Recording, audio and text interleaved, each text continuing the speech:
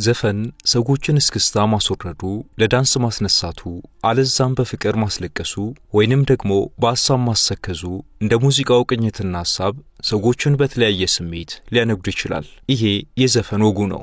የዚህ ዘፈን ነገር ግን በዓለም ላይ ታይቶም ተሰምቶም አይታወቅም።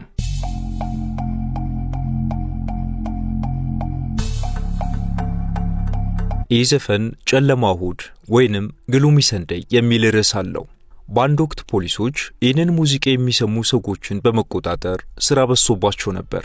በዛሬው ታሪክ የዚህ ሰው በላ ሙዚቃ ሰለባዎችን እያነሳን ስለዚህ ዘፈን አዘጋጅና ቀንቃኞት ባጭሩ እየቃኘን ስለምን ይሄ ዘፈን በመቶዎች የሚቆጠሩ ሰዎችን ገደለ የሚለውንና የሙዚቃውንም የተወሰኑ ስንኞች እንመለከታለን።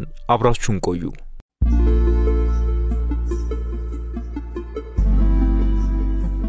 የሙዚቃው ርዕስ ግሉሚ ሰንደይ ወይንም ቀጥተኛ ትርጉሙ ጨለማ እሁድ ይሰኛል። ሙዚቃ ሰዎች ሁሉንም አይነት ስሜቶች እንዲሰማቸው ሊያነሳሳ ማለትም ሊያስደስት አለዛም ሊያሳዝን ይችላል። ሆኖም ግን ሙዚቃ የሰዎችን ሕይወት እስከ መቅጠፍ የሚያደርስ ኃይል ሲኖረው ግሉሚ ሰንደይ የመጀመሪያው ነው ሊባል ይችላል። በመቶዎች የሚቆጠሩ ሕይወታቸውን እንዲያጠፉ ድርሻውን የወሰደው ይሄው ግሉሚ ሰንደይ የተባለ ሙዚቃ ነው። ታሪኩ እንዲህ ነው። እንደ አውሮፓ አቆጣጠር በ1933 ሃንጋሪው ፒያኖ ተጫዋችና ሙዚቀኛ ሬዞ ሴሬስ የሰራውን ሙዚቃ ሊሸጥ ባለመቻሉ ምሬት ውስጥ ገባ። የሰራው ሙዚቃ ተቀባይነት በማጣቱ ሬዞ ከቀን ወደ ቀን ተስፋ እያጣ ሄደ። ይሄ ሲሆን ፍቅረኛው ከጎኑ ሆና እስኪ ዜማዎቹን እየቀያየርክ እንደገና ስራቸው አይዞ ስትል ታበረታታው ነበር። በኋላ ግን ሬዞ ነገሮች ሳይስተካከሉለት ይቀሩና በሱና በፍቅረኛው መሃል አለመግባባት መፈጠር ጀመረ። በዚህም ችግር ውስጥ ያለውን ሬዞን ፍቅረኛው ትታው ኮበለለች። ሬዞ ይበልጥ ጨለመበት። በዚህም በባዶ ቤት ብቻውን ሆኖ በመስኮት ወደ ውጭ እየተመለከተ ባይተዋርነቱን ለመርሳት ማንጎራጎር ይጀምራል።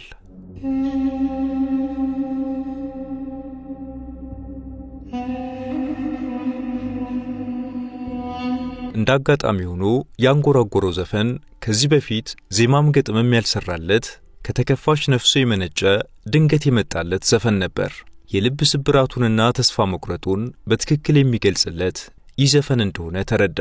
ግጥሙን በፍጥነት ጻፈውና ዘፈኑን ከቀረጸው በኋላ የሙዚቃውን ርዕስ ቬጌ ኤቪላግናክ ብሎ ጠራው። ይህም ዓለም እያበቃሽ ነው ወይንም የዓለም መጨረሻ ነው የሚል ትርጉም አለው። ዘፈኑን ሰርቶት ለአሳታሚ ከላከው ከጥቂት ቀናት በኋላ አሳታሚው ድርጅት ዘፈኑ ጥሩ ቢሆንም ሐሳቡ ጨለምተኝነትና ተስፋ ቢስነት ስለበዛበት ላሳተም እቸገራለሁ ሲል ገለጸለት። ሬዞ በዚያ አሳታሚ ድርጅት ምላሽ ተስፋ ሳይቆርጥ ዘፈኑ የሚታተምበትን ሌላ መንገድ በማሰብ ላይ ያለ በመሃል የሃንጋሪው ገጣሚ ላዝሎ ቻፎር ሬዞ ቤት መጣ። ይሄ ገጣሚም ዓለም እያበቃላት ነው የሚለውን ርዕስና አንዳንድ የዘፈኑን ግጥም ስንኞች በጋራ ቀይረው ግሉሚ ሰንደይ ወይም ጨለማ እሁድ የሚል አዲስ ስያሜ ሰጡት። የሙዚቃው ፈጣሪ ሬዞና ገጣሚው ላዝሎ ቻፎር ይህንን ሙዚቃ አሳትሞ ለመሸጥ በጋራ ለመስራት ተስማሙ።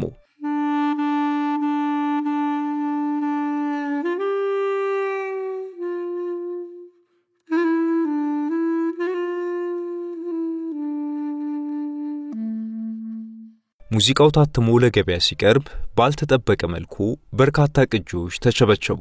ታዲያ ችግር መፈጠር የጀመረው ይሄኔ ነበር።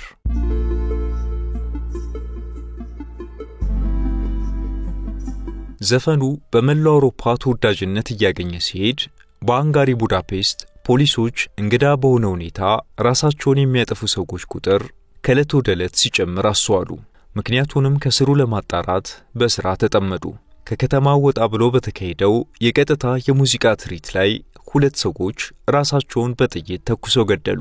በሃንጋሪዋ ከተማ ቡዳፔስት በየቤቱ በርካታ ሰዎች ራሳቸውን እያጠፉ ይገኙ ጀመር። ታዲያ ሟቾቹን የሚያመሳስላቸው አንድ ነገር የሬዞ ዘፈን ግሉሚ ሰንደይ ሙዚቃ ከሁሉም አጠገብ ተገኘ።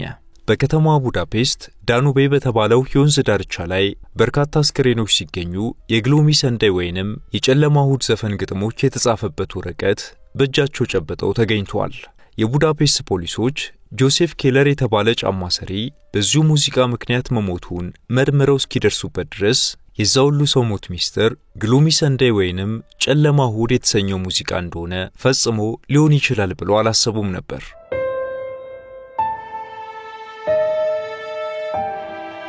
ፖሊሶች የጫማ ሰሪው ጆሴፍ ኬለር በደን አካል አቅራቢያ የግሎሚ ሰንደይ ግጥሞችን የያዘ የማስታወሻ ወረቀት አገኙ።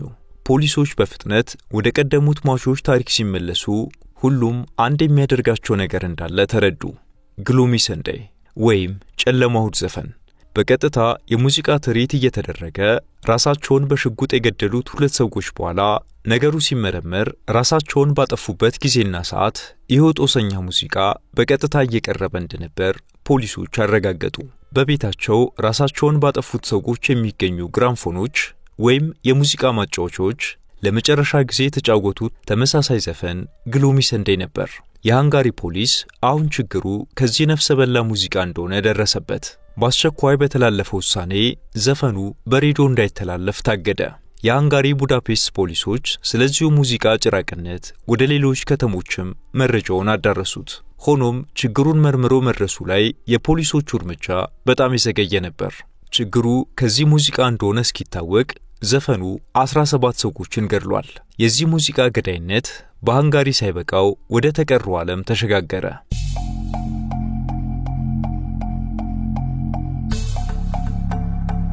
በጀርመን አንዲት ባለሱቅ ራሷን ሰቅላ ተገኘች።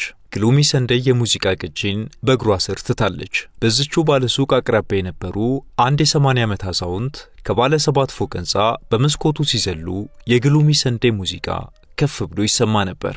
አንዲት የ14 ዓመት ልጅ ደግሞ የዚህን ሙዚቃ ቅጂ ይዛ ራሷን ውሃ ውስጥ ከታ ሞተች። ግሎሚ ሰንደይ ሙዚቃ ወደ ጣሊያንም ተሻገረ።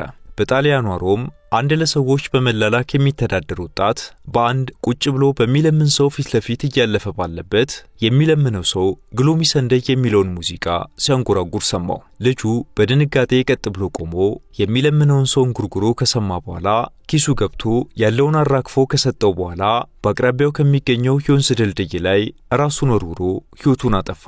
ግሎሚ ሰንደይ በእንግሊዟ ለንደንም ስራውን ሰራ።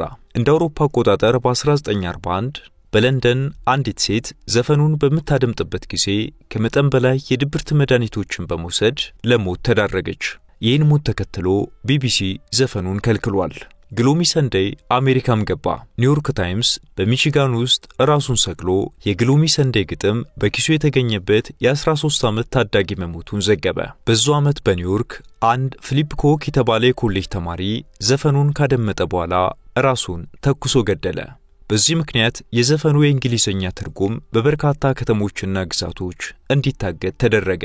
እንደ አውሮፓ አቆጣጠር በ1937 አንድ የኢንዲያና ፖሊስ ግሎሚ ሰንደይ ሙዚቃ ከፍ ብሎ ወደሚሰማበት ባር ሲገባ ጄሪ ፍላንደርስ የተባለ ግለሰብ በሙዚቃው ተመስጦ ቢራውን እየተጎነጨ አገኘው። ፖሊሱ በጥርጣሬ ጄሪ ፍላንደርስን በቁጥጥር ስር አውሎ ምርመራ ሲደረግበት ጄሪ የራሱን ቢራ እንደመረዘ ፖሊስ አረጋገጠ። የዚህ ዘፈን ደራሲና ባለቤት እንዲሁም አቀንቃኝ የሆነው ሃንጋሪያዊው ሬዞ ሴሬስ ይህ ሁሉ ታምር ሲፈጠር በዓለም ዙሪያ እያደገ በመጣው ግሎሚ ሰንደይ የሙዚቃው ስኬታማነትን ተከትሎ ዳጎስ ያለ ገንዘብ በማግኘቱ ያኔ ትተው የሄደችውን ፍቅረኛውን በማሰስ የፍቅር ግንኙነታቸውን ለማደስ ያፈላልግ አስጀመር።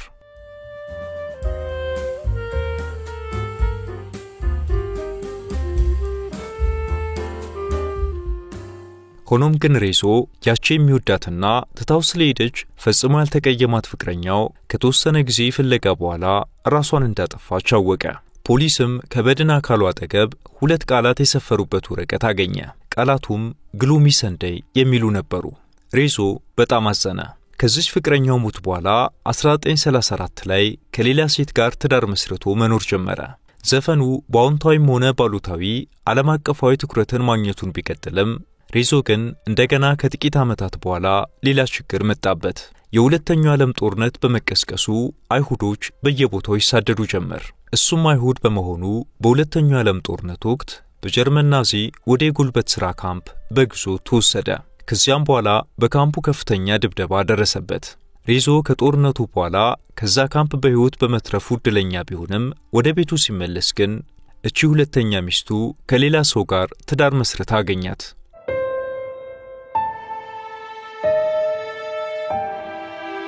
ልቡ ለሁለተኛ ጊዜ ተሰበረ። ይባስ ብሎ ሃንጋሪ የኮሙኒስት ሀገር ሆነች። እናም በሀገሪቱ በአጠቃላይ ሙዚቃዎች ሲታገዱ የሬዞ የሙዚቃ ስራዎችም እንዳይደመጡ አብረው ታገዱ። ሬዞ ሌላ ሰው ካገባችው ሚስቱ ጋር እንደገና በድጋሚ ቢታረቁም በመንፈስ ጭንቀት ውስጥ ገብቶ ይሰቃይ ጀመር። ራሱን ለማጥፋት ሞክሮ ከከፍታ ላይ ዘሎ ቢወድቅም አጥንቶቹ ተሰባብረው በሕይወት ተረፈ። ታዲያ ሬዞ ስለ ግሉሚ ሰንዴ ሙዚቃ እንዲህ የሚል ጽሑፍ ጽፎ ነበር። እኔ በዚህ ገዳይ ስኬት መካከል እንደ ተከሳሽ ሰው ቆሜያለሁ። ይህ ገዳይ ዝና ጎርቶኛል። በዚህ ዘፈን ውስጥ የልቤን ብስጭት ሁሉ አለቀስኩ እና እንደኔ ያሉ ተመሳሳይ የብሶት ስሜት ያላቸው ሌሎች ሰዎች በዚህ ዘፈን ውስጥ የራሳቸውን ጉዳት ያገኙ ይመስለኛል ብሏል።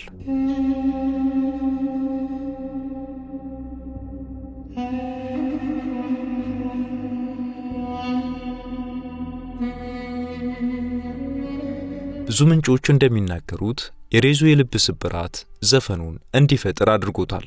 ከግሉሚ ሰንዴ ዘፈን ስንኞች የተወሰኑት ቀጥተኛ ትርጉም እንዲህ የሚሉ ይገኙበታል።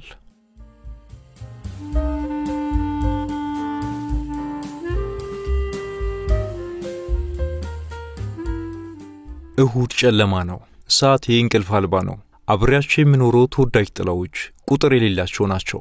መላእክቶች መቼም ሊመልሱሽ አላሰቡም። አብሬሽ መሆን ባስብ ይናደዱ ይሆን? ጨለምተኛ እሁድ ነው። ከጥላዎች ጋር ሁሉንም አሳልፋለሁ። እኔና ልቤ ሁሉንም ለመጨረስ ወስነናል። በቅርቡ እኔ የማውቀው የሚያሳዝኑ ሻማዎችና ጸሎቶች ይኖራሉ። እኔ በመሄዴ ደስ እንዳለኝ እንዲያውቁ፣ እንዳያለቅሱ። ሞት ለሞት ህልም አይደለም። እኔ እየዳሰስኩሽ ነው። በነፍሴ የመጨረሻ እስትንፋስ እባርክሻለሁ። ህልም እያለምኩ ብቻ ነው የማድረው። ከእንቅልፌ ስነቃ በልቤ ጥልቅ ውስጥ ተኝተሽ አገኝሻለሁ። ውዴ፣ ህልሜ በጭራሽ እንዳንቺ እንደማይቀር ተስፋ አደርጋለሁ። ምን ያህል እንደፈለኩሽ ልቤ ይነግርሻል። የሚሰማኝ ሐዘን ከመጽናናት በላይ ነው። የልቤ ምቱ የሚጮህ ደውል ነው ይላሉ ከዘፈኑ የተወሰኑት ስንኞች።